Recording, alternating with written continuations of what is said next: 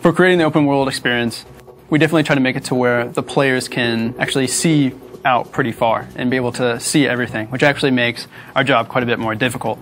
But we know a lot of games just confine players to a certain area using mountains mostly, and we just really decided we didn't want to do that. You know, we wanted to have an open world that the players can really go anywhere. And the thing is, they have jetpacks, so they can pretty much get anywhere they want to go. We want to create this sense of exploration.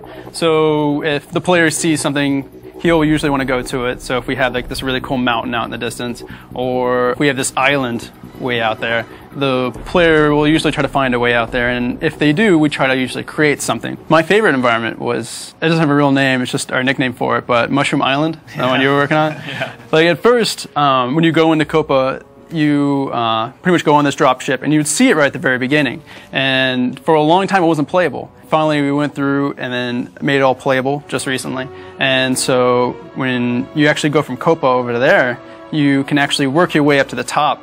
And then once you finally make it to the top, you get this really great vista from where you started, and you can actually see the whole path that it took you to get there. Bobby and I have been working really hard on actually not only the playable space when you start the game, but also once you push back the melding. We have that all planned out, and not only planned out, but implemented already. Yeah, once we push back the melding and we get to some of those environments that have like really been changed up and I guess feel very alien, we'll have like a whole new, something very different to work with. So Forge, yeah, no, I've worked in quite a few different game engines. I would say Forge is by far the easiest when it comes to moving things over and then also editing terrain and so many other things. It's very intuitive.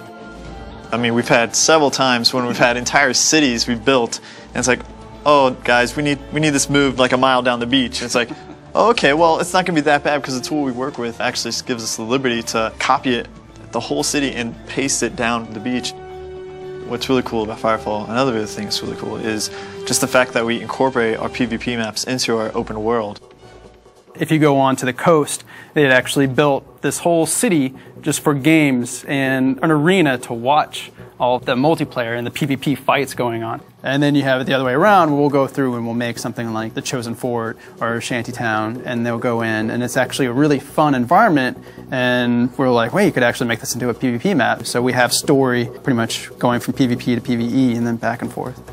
It's really awesome how dynamic Firefall is, because it's not like we just have a sterile world. I mean, it's alive and it's breathing. Which makes it a little difficult to design for. Yeah. Because it would be a lot easier before, because I'm used to making an environment and then designing an environment to where there's an encounter here and the players can take route A, B, or C to get to it. Even our open world spawns, the creatures can just be spawn out from anywhere, and it will randomize.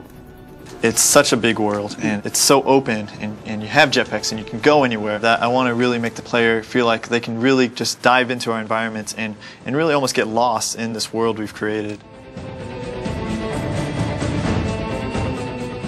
Thanks so much for watching. I hope you have a better idea of the open world for New Eden and Firefall. Firefall comes out soon. We're expanding our beta, and I hope to see you in the open world.